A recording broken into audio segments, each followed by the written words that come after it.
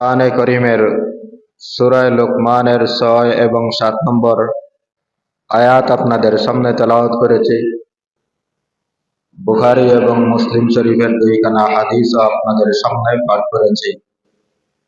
মহান আল্লাহ পাক রব্বুল আলামিন তৌফিক দান করলে আয়াত এবং হাদিসের আলোকে বর্তমান সময়ের মানব জাতির নৈতিক অবক্ষয় এবং মুসলমানদের ধর্মীয় পদস্খলন সম্পর্কে আপনাদের সামনে দু একটি কথা বলার চেষ্টা করব ইনশাআল্লাহ।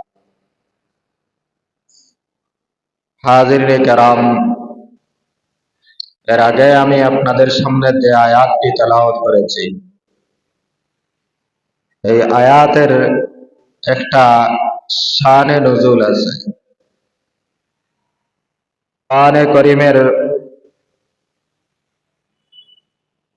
এমন কিছু আয়াত আছে যেগুলা কোনো একটা প্রেক্ষাপটে নাজিল হয়েছে, কোনো একটা ঘটনার প্রেক্ষিতে, কোনো একটা সমস্যার সমাধানে, কোনো একটা প্রশ্নের উত্তরে আয়াত নাজিল হয়েছে। প্রত্যেকটা আয়াতেরই মৌলিক শানে নুজুল হলো সমাজের মধ্যে যখন কোনো ধরনের অপরাধ দেখা দেয়, সেই অপরাধের প্রেক্ষিতে আল্লাহ পাক রব্বুল আলামিন অপরাধের গুরুতর ভয়াবহতা, অপরাধের শাস্তি, অপরাধ থেকে উত্তরণের ব্যবস্থা সবকিছু আল্লাহ পাক রব্বুল আলামিন নাজিল করে মানুষদেরকে সতর্ক করেন। আজকে যে আয়াত আপনাদের সামনে তেলাওয়াত করেছি, সেই আয়াতটির একটা শানে নুজুল আছে, নাজিল হওয়ার প্রেক্ষাপট আছে। মক্কার একজন মুশরিক ছিল যার নাম নজর ইবনে হারিস। তিনি আন্তর্জাতিক একজন ব্যবসায়ী ছিলেন। আন্তর্জাতিক ব্যবসায়ী হওয়ার কারণে পৃথিবীর বিভিন্ন দেশে ব্যবসার উদ্দেশ্যে যাতায়াত করতেন। মানুষ যখন ধনী হয়ে যায় তখন সে আরো এক ধনীর সাথে পাল্লা দিতে থাকে। মানুষ যখন ব্যবসায়ী হয় তখন আরো এক ব্যবসায়ীর সাথে পাল্লা দেয়।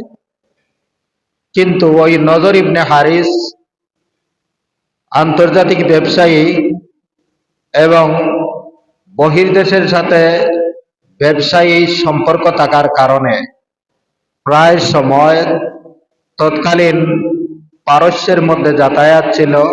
পারস্যের বাজার থেকে পণ্য মক্কার বাজারে নিয়ে আসতো, আর মক্কার পণ্যগুলা পারস্যের বাজারে নিয়ে যেত।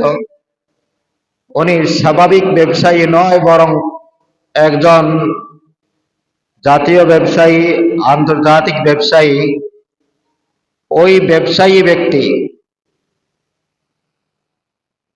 তখন ইসলামের প্রথম যুগ, রাসূল করিম সাল্লাল্লাহু আলাইহি ওয়াসাল্লামের নবুয়তের দাওয়াত এবং ইসলামের দাওয়াত দিতে শুরু করেছেন। তখন ধীরে ধীরে মক্কার মুশরিকরা মুসলমান হওয়া শুরু হয়েছে। এইমাত্র মুসলমান হচ্ছেন, আর কিছু কিছু মুশরিক এমনও আছে যারা এখনো মুসলমান হয় নাই, তবে এই ইসলাম ধর্মের যে ভালো দিকটা দেখিয়া তাদের মনের মধ্যে ইসলাম কবুল করার একটা উৎসাহ উদ্দীপনা ছিল। সবচেয়ে তাদের কাছে আকর্ষণীয় ছিল যে আমরা আরবি, বিশুদ্ধ আরবের অধিবাসী, আরবি ভাষা আমরা জানি, কিন্তু কোরআন এবং একটা মধুর বাণী, যেই বাণীর তেলাওয়াত শোনার পরে আর ওই মক্কার কাফিরেরা ঘরে বসতে পারে না। অনেক কাফির এমন আছে যারা গোপনে গোপনে কোরআন তেলাওয়াত শুনে, আর শুনিয়া সে আশ্চর্য হয়, অবাক হয় যে এই কোরআন কোনো মানুষের বাণী হতে পারে না, মানুষের কথা হতে পারে না।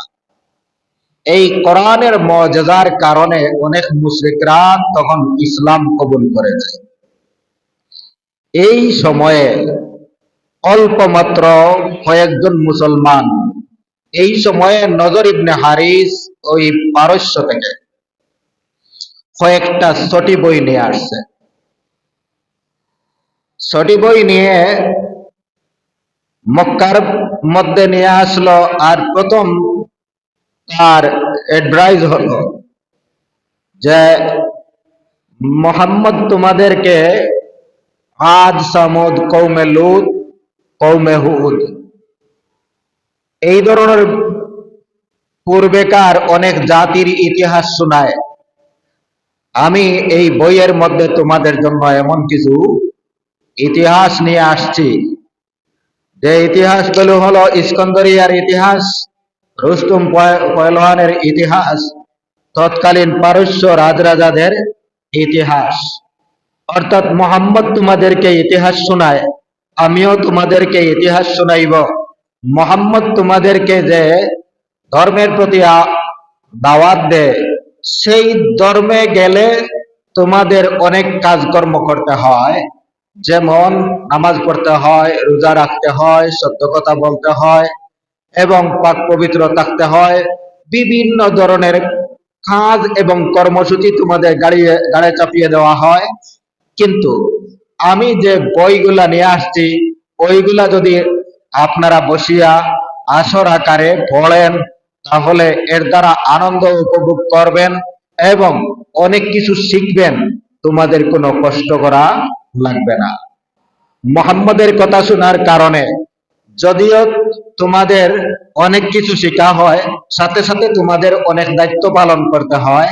আর আমি যে বইগুলো নিয়ে আসছি, সেই বইগুলোতে শুধুমাত্র ইতিহাস শিখবে, জ্ঞান বুদ্ধি হবে, আর এর মাধ্যমে তোমাদের কোনো দায় দায়িত্ব গাড়ে নিতে হবে না। মুহাম্মদের ধর্ম যদি গ্রহণ করো, তাহলে সেই ধর্ম গ্রহণ করার সাথে সাথে ধর্মের কর্ম অর্থাৎ আমলও করা লাগবে। এমনকি তোমাদের নিজের জানটাও ধর্মের জন্য দিতে হবে, এমন শর্ত আছে। এই ঘটনাকে শুনাইল নজর ইবনে হারিস।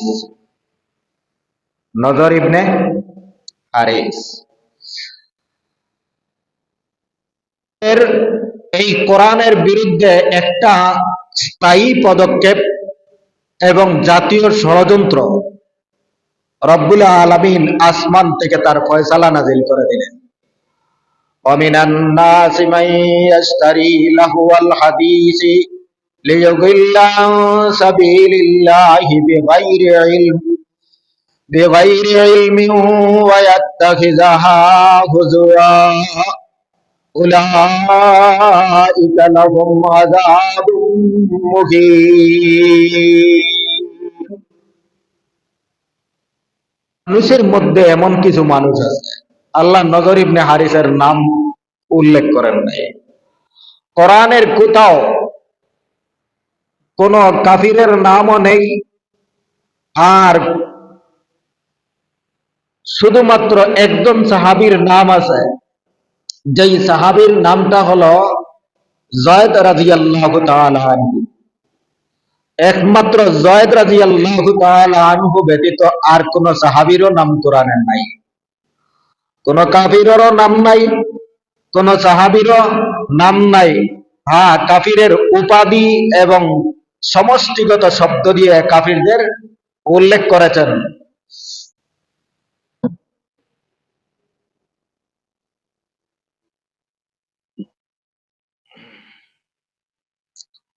নজর ইবনে হারিস এর কথা না বলে আল্লাহ বললেন ওয়ামিনান নাসি মান ইয়াশতারি লাহুয়াল হাদিসি, মানুষের মধ্য থেকে যে ব্যক্তি অবান্তর কথাবার্তা ক্রয় করে, লিয়ুদিল্লা আন সাবিলিল্লাহি বিগাইরি ইলমিন, অন্ধভাবে আল্লাহর পথ থেকে মানুষদেরকে ফিরানোর জন্য বাধা দান করার জন্য, ওয়া ইয়াত্তাখিযাহা হুজুয়া, আর একে আনন্দ উপভোগের হাসি ঠাট্টার সামগ্রী হিসাবে জাতির সম্মুখে উপস্থাপন করে, এদের জন্য রয়েছে লাঞ্ছনাদায়ক শাস্তি, অপমানজনক শাস্তি।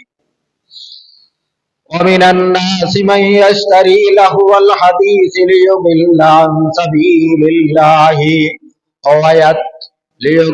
عن سبيل الله بغير علم ويتخذها هزوا أولئك لهم عذاب مهين। মানুষের মধ্য থেকে যারা মানুষদেরকে আল্লাহর পথ থেকে বিরত রাখার জন্য অবান্তর কথাবার্তা ক্রয় করে এনে মানুষদেরকে পথভ্রষ্ট করার উদ্দেশ্যে এবং হাসি ঠাট্টা স্বরূপ যে বইগুলা ক্রয় করে নিয়ে মক্কার বাজারে বিক্রয় করে, তাদের জন্য রয়েছে লাঞ্ছনাদায়ক শাস্তি, অপমানজনক শাস্তি। তাফসীরে দুররে মনসুরে আরো একটি ঘটনার উল্লেখ আছে। ওই ব্যক্তি কোন এক সফরের মধ্যে শুধুমাত্র ওই পারস্যের সেই ঐতিহাসিক এবং ঘটনাবলীর বইগুলা ক্রয় করে মক্কার বাজারে বিক্রয় করত। দ্বিতীয়বার উনি যখন আবার দেখলেন যে রাসূল করিম সাল্লাল্লাহু আলাইহি ওয়াসাল্লামের কোরআন তেলাওয়াত শোনার সাথে সাথে মক্কার কাফিরেরাও কোরআনের আকর্ষণে আর তেলাওয়াতের সৌন্দর্যের কারণে ঘরে বসতে পারে না, ওই মক্কার কাফিরেরা নবীজির দরবারে কোরআন তেলাওয়াত শোনার জন্য চলে যায়। তখন ওই ব্যক্তি সেই পারস্য থেকে একজন সুন্দরী কণ্ঠশিল্পী বাদী ক্রয় করে নিয়ে আসছে, যে গায় এবং নাচে। এই বাদী ক্রয় করে নিয়ে আসার পরে মক্কার মানুষদেরকে সবাইকে একত্রিত করে বলল, শুনো, মুহাম্মদ তোমাদেরকে অতি আকর্ষণীয় একটা বই পড়ে শোনায়, যার কারণে তোমরা তোমাদের বাপদাদার ধর্ম ত্যাগ করিয়া সবাই মুহাম্মদের পিছনে ঘুরাইতেছ। শোনো, আজ থেকে আর মুহাম্মদের কাছে যাওয়া লাগবে না। আমি অতি সুন্দর, অতি মধুর সুরের একটা গায়িকা নিয়ে আসছে। সেই গায়িকা তোমাদের সামনে গান গাইবে, নাচ দিবে আর তোমাদেরকে আনন্দ দিবে, যার মাধ্যমে তোমরা তার গানের মাধ্যমে ঐতিহাসিক বিবরণ শুনতে পারবে এবং তোমাদের জ্ঞান বুদ্ধি ও ভাবে মনের আনন্দ উপভোগ করবে। মুহাম্মদের কাছে আর যাওয়া লাগবে না। তখন কিছু কিছু মুশরিকরা যারা নবীজির দরবারে আসতো কোরআন তেলাওয়াত শোনার জন্য, তারাও আর কোরআন তেলাওয়াতের পথে আসে নাই, বরং ওই গায়িকার নাচ গান শোনার জন্য সেই আসরে চলে যায়। কোথায় চলে যায়? আল্লাহ পাক রব্বুল আলামিন তাদেরকে বলে দিলেন, ওয়ামিনান নাসি মান ইয়াশতারি লাহুল হাদিসি লিয়ুদিল্লা আন সাবিলিল্লাহি বিগাইরি ইলমিন ওয়া ইয়াত্তাখিযাহা হুজুয়া উলাইকা লাহুম আযাবুম মুহিন। وَإِذَا تُتْلَى عَلَيْهِ آيَاتُنَا وَلَّى مُسْتَكْبِرًا كَأَن لَّمْ يَسْمَعْهَا كَأَنَّ فِي أُذُنَيْهِ وَقْرًا فَبَشِّرْهُ بِعَذَابٍ أَلِيمٍ। নবীজি ওই নজর ইবনে হারিস নামক কাফিরে সেই পারস্য থেকে যে নায়িকা নিয়ে আসছে, তার গান শোনার জন্য একদল মানুষ পাগল পারা হয়ে গেছে। ওদের সামনে যখন আপনি কোরআন তেলাওয়াত করবেন, ওয়াল্লাহ মুস্তাকবিরান, সে দম্ভ ভরে অহংকারের পরবেশে সে পিছন দিকে ফিরে যায়, আপনার কোরআন তেলাওয়াত শুনতে চায় না। ওয়াল্লাহ মুস্তাকবিরান কাআল্লাম ইয়াসমাহা, সে যেন শুনে নাই। কাআন্না ফি উযুনাইহি ওয়াকরা, যেন তার কানের মধ্যে সিকি দেওয়া হয়েছে। আর যার কানের মধ্যে সিপি দেওয়া হয়েছে, ডিপা দেওয়া হয়েছে, ওই ব্যক্তি তো আর কানে শুনবে না। আল্লাহ বলেন ফাবাশশিরহু বিআযাবিন আলীম, তাকে আপনি কঠিন শাস্তির সুসংবাদ দেন।